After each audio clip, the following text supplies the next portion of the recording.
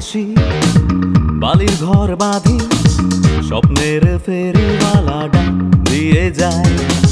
জীবনে কুয়াশা ধোয়াটে পথ, আলো আধারের সাথে খেলা চলেই যায়।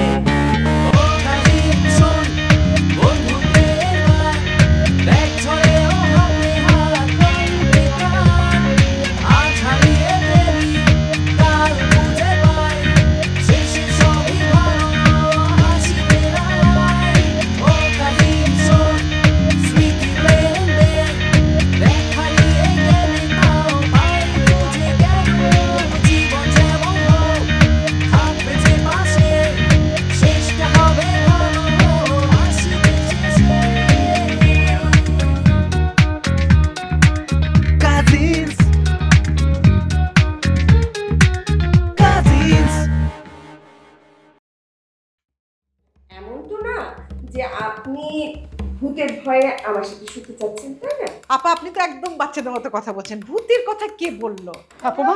ফোমা তুমি ঠিক আছো? ফোমা কিচ্ছু হয় নাই, ফোমা কিচ্ছু হয় নাই, কিচ্ছু হয় নাই। তুই তো আমার লক্ষ্মী শোনা, একবার একটু খেয়ে দেখ না মা। আমি অনেক লক্ষ্মী, কিন্তু আমি তো এটা এখন খেতে পারবো না। আমাকে বোকা বানানোর চেষ্টা করবেন না। এইসব বললে কিন্তু চলবে না। আপনি এখান থেকে কেটে পড়েন, যান যান বলতেছি। না যাব, কিন্তু আচ্ছা আপনি কি একটু আন্দালিব সাহেবের সাথে আমার একটু দেখা করিয়ে দিতে পারবেন? সেটা হলো আমার রেস্টুরেন্টের মেনু ম্যানেজমেন্ট সব কিছু আমি করব। এইখানে কারোর নাক গলানো চলবে না। হ্যাঁ, ইভেন ইনভেস্টরও কিন্তু না। আরে এখানে নাক কান গলা কেন গলাবে? এখানে রেস্টুরেন্টের মালিক আপনারা, বহুতল ভবনের মালিক আপনারা, আপনারা মালিক পক্ষ। এখানে ইনভেস্টর কেন নাক গলাতে যাবে? কি আশ্চর্য ব্যাপার। তাই তো আমারও কথা। যাক, আপনার সাথে কথা বলে আমার অনেক ভালো লেগেছে। তো থাকেন। এক্সকিউজ মি ম্যাডাম, একটু কথা ছিল।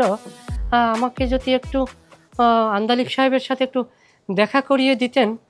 হ্যাঁ, তাহলে কারণ ওনার সাথে দেখা না করলে তো আমাদের এই কোনো প্ল্যানই পাস হবে না।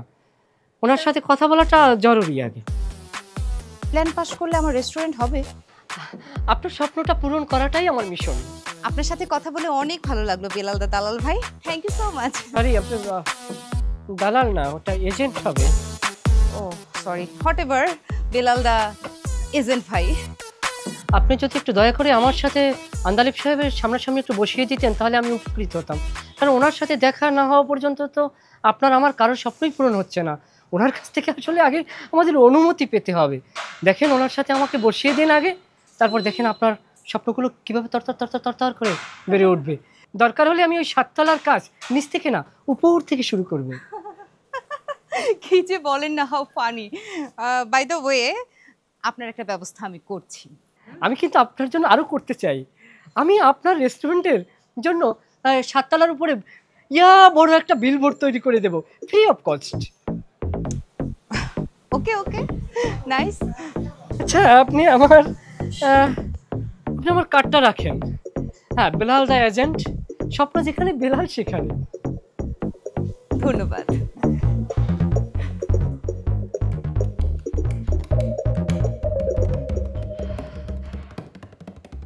বাড়িটা কোনোভাবেই হাতছাড়া করা যাবে না, যাতে যত স্বপ্নই আবার দেখাতে হয় না কেন।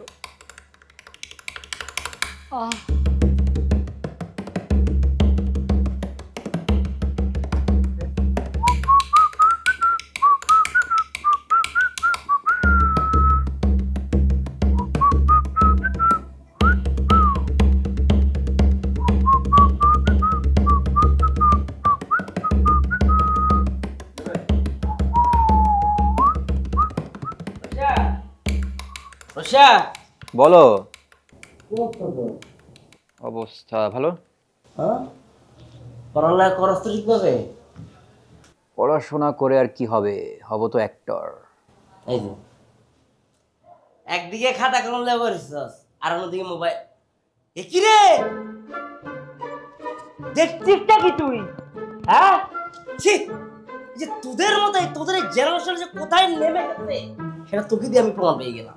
ঠিক আছে, তুই পড়ালেখা করতে বসেছিস না, তুই মোবাইলে এগুলো কি দাস তুই? তোর লজ্জা আছে? তোরা তো এখানে ধ্বংস হয়ে গেলি রে। সুমন ভাই, তো লজ্জার কি আছে, ধ্বংসের কি আছে? আমি তো কাজ করতেছি। তুই কি শুনিস তুই? হ্যাঁ, তোদের এই একটা সমস্যার জেনারেশন, তোরা অন্যায় করস, অন্যায়টা যখন তোকে সিনিয়ররা তো করে ধরাই দেয়, স্বীকার কর, মাপ চা, যে ভুলেতে ভাই আমরা ক্ষমা করে দেন। তোরা ক্ষমার মধ্যে নাই, তোরা উল্টা কাউন্টার দেস। কিরে তুই কি দেস তোমায় একেরে তোরে নে? হ্যাঁ, মোবাইল টিভিতে মাইয়া দাস কিরা? মোবাইলটাকে খালি মেয়ে দেখার জন্য কি আবিষ্কার করেছে?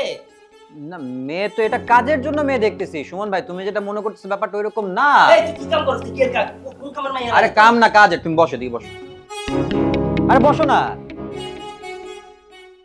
বোঝো না ব্যাপারটা। শোনো, আমার একটা প্রজেক্ট করতেছি, বুঝছো? কি এর প্রজেক্ট আছে, ওটা তোমার বলা যাবে না, সিক্রেট আছে। ওই প্রজেক্টের জন্য আমার কয়েকটা মেয়ে আর্টিস্ট লাগবে, এর জন্য আমি মেয়ে দেখতেছি। শোনো রসা, আমি তো তোমার বড়, তাই না? ছোট তার না যে তুমি আমার নুর ইসলাম বুঝগুলা দিলা, নুর ইসলাম বুঝ বহুটাকে ফাঁস দিয়েছি। শোনো, তোমার ভালোর জন্য আমি একটা কথা বলি তোমাকে। আমি সমান পড়ালেখাটা যদি পুরা কমপ্লিট করতে পারতাম রে, এটা ডুবে যায়, কিন্তু সে কামলা। মানে আমার কথা হচ্ছে পড়াশোনাটা ভালোভাবে করো, করে দেশে ছেলের দেশের হয়ে কিছু একটা করো ভালোর জন্য, তোমার জীবনের জন্য ভালো ভালো হবে।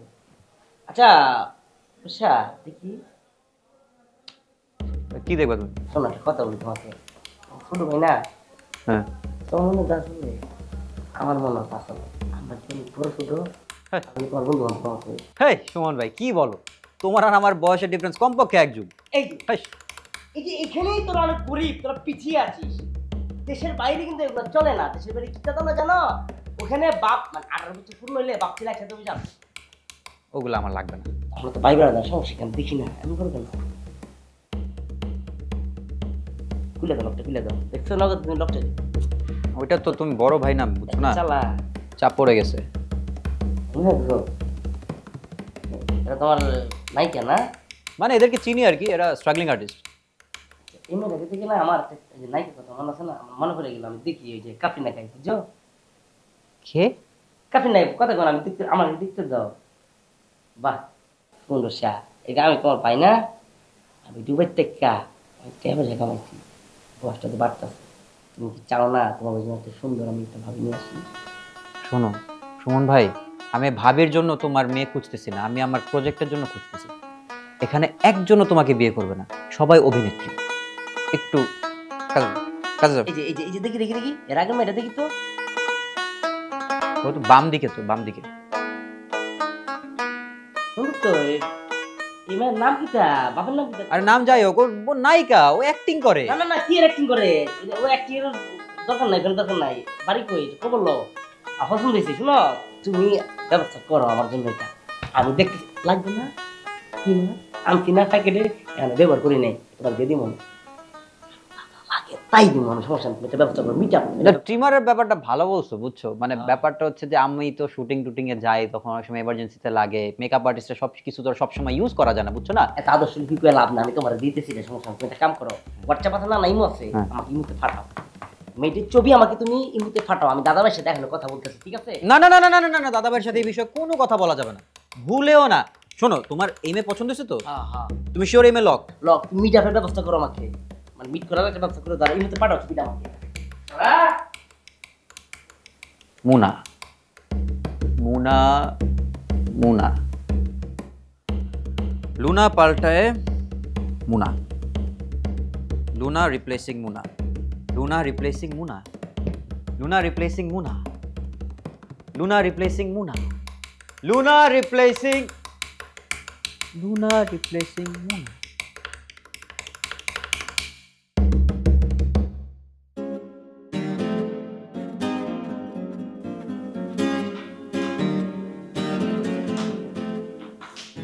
কিরে, কোথায় যাচ্ছিস তুই? তোকে না আমি নিষেধ করলাম। আরে কি কি হয়েছে মা, বলো। কোথায় যাচ্ছিস? তোকে নিষেধ করলাম আজকে যেন কোথাও না যাস। আমি তো রেস্টুরেন্টে কিছু গ্রোসারিস আনতে যাচ্ছি। আজকে না গেলে চলে না? কেন?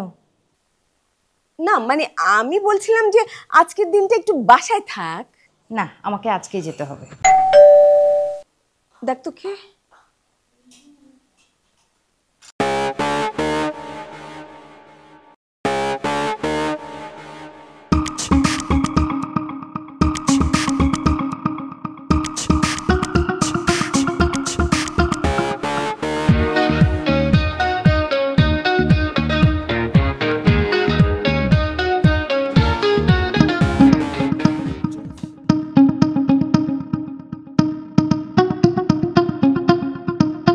মিষ্টু পাখি। মা, আরে বাবা, এসে বেঁচে থাক বাবা, বসে।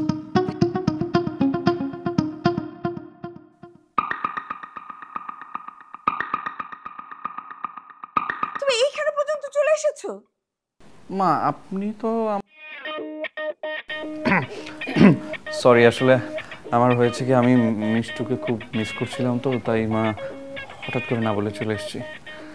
একে তো তুমি আমার মিষ্টিকে কষ্ট দিয়েছো, তার উপরে এখন আবার ঢং দেখাতে এখানে চলে এসেছো। তুমি কি জানো তোমার নামে আমি নারী নির্যাতনের মামলা দিয়েছি?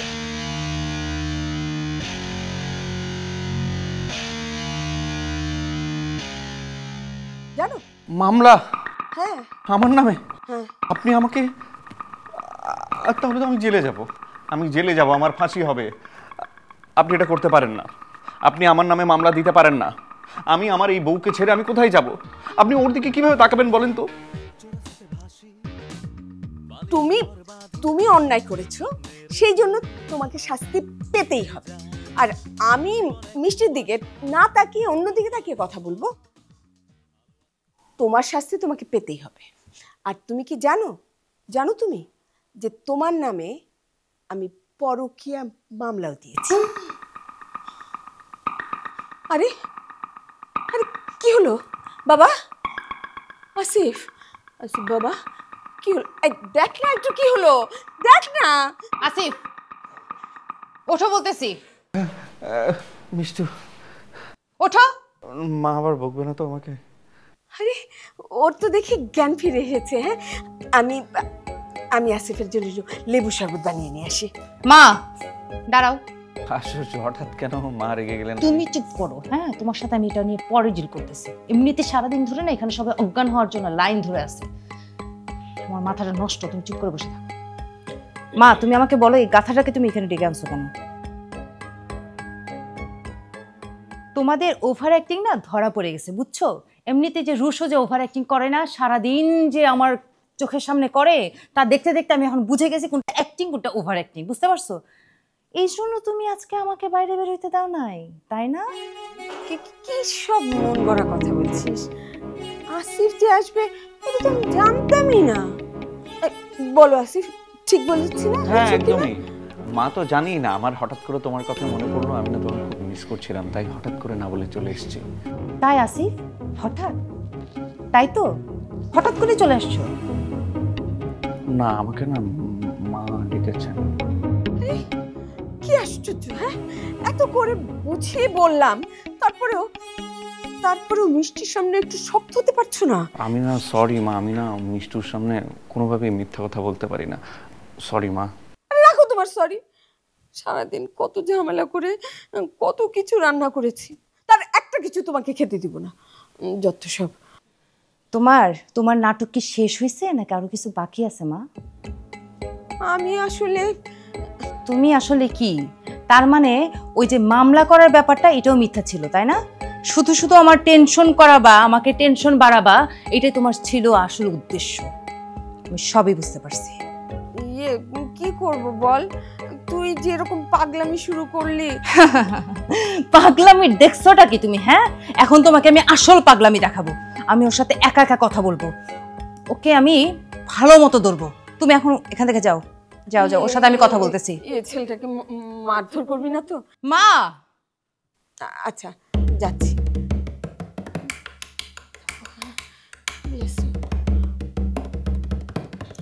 যাচ্ছি যাচ্ছি।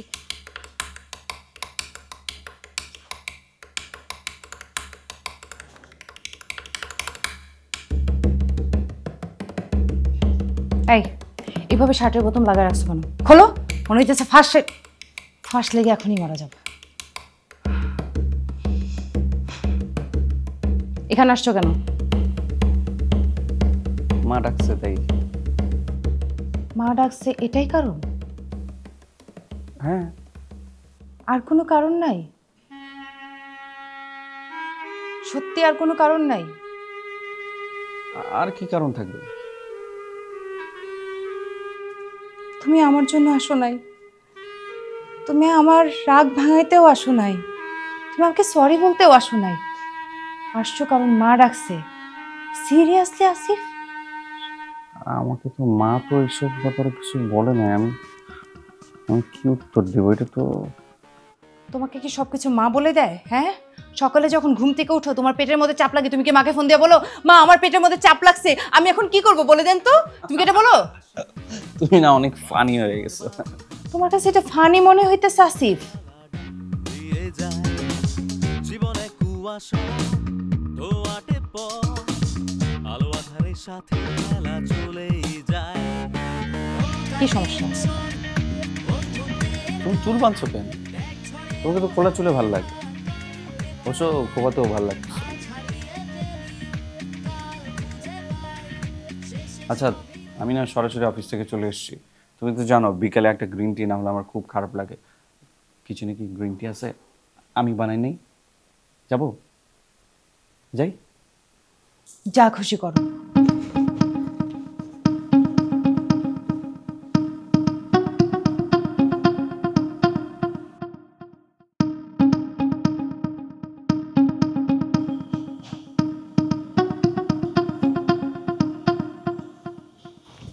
রুশু, রুশু, রুশু, শোনা, কি ব্যাপার, কোথায় যাচ্ছিস? আমি যেখানে যাই তুমি ফিসফিস করে কথা বলতেছো কেন? আস্তে আস্তে আস্তে কথা বল। আরে আমি যে কি বিপদে আছি, তুই কি বুঝছিস কিছু? কিভাবে বুঝবো? তুমি বলছো কিছু? আরে আমার চালাকি মিষ্টি সব টের পেয়ে গেছে। এখন আমাকে তো রিমান্ডে নিয়ে যাবে, বুঝছিস? রিমান্ডে যাওয়ার আগে আমি এই বাড়ি থেকে পালিয়ে যেতে চাই। কিসের রিমান্ড, কিসের চালাকি, কি এমন করছো তুমি মিষ্টির সাথে আমার বলো তো? আস্তে আস্তে কথা বল না, বাচাল একটা। তোকে আমি এখন এত কিছু খুলে বুঝিয়ে বলতে পারবো না, আমার হাতে সময় নেই। তুই আমাকে এই বাড়ি থেকে পালাতে সাহায্য করতে পারবি কিনা সেটা বল। তা না হয় করলাম, যাবা কই?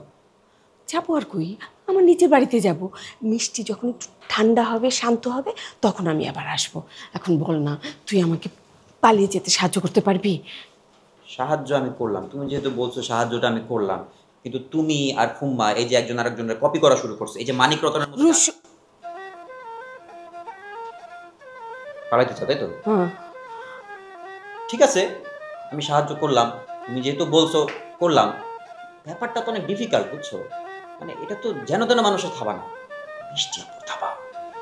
এটা তো কঠিন, তুমি বোঝো। আমি বলছি 1000 টাকা দিব। এখন পারবি? বল, তাড়াতাড়ি বল, পারবি? তোমার সাথে আমার আমার টাকার সম্পর্ক? তুমি এই চিনলা আমাকে? হ্যাঁ, আস্তে আস্তে বল। হ্যাঁ, আমি তোমাকে বললেই তুমি কারেন্টের গতিতে চলে আসবা, তুমি টেনশনে নিও না। ঠিক আছে, যা, আমি রেডি হই। হ্যাঁ, ঠিক আছে।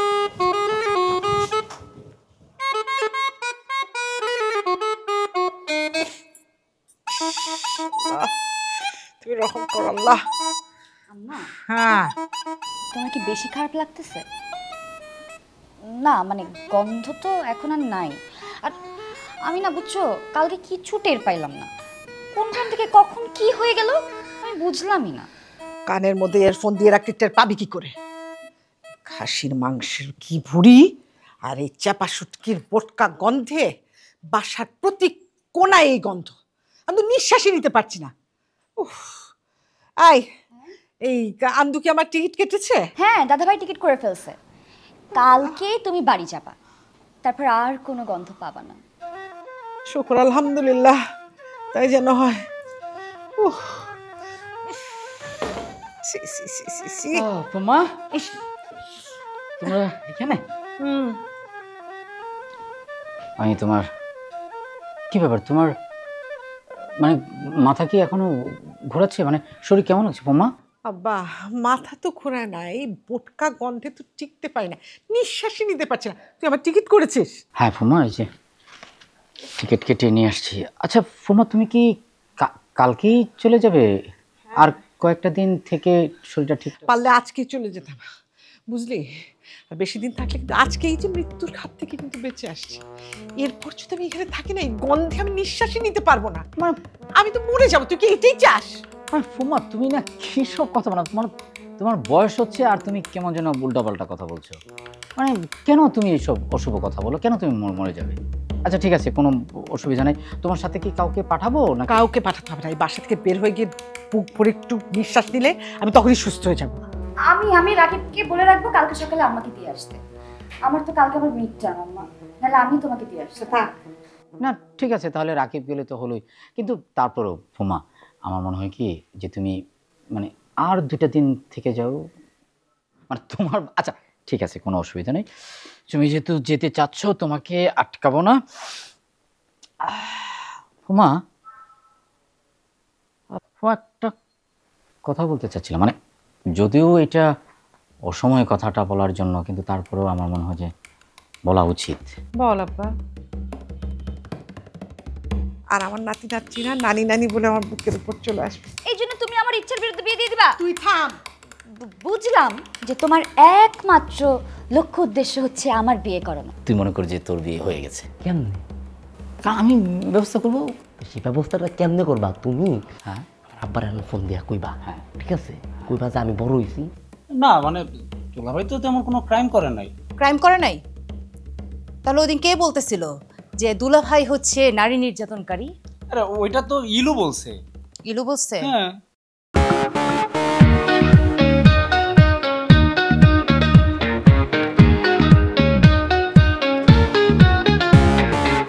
চোরাস্তে ভাসি, বালির ঘর বাঁধি, স্বপ্নের ফেরিওয়ালা ডাক দিয়ে যায়। জীবনে কুয়াশা ধোয়াটে পথ, আলো আধারের সাথে খেলা চলেই যায়।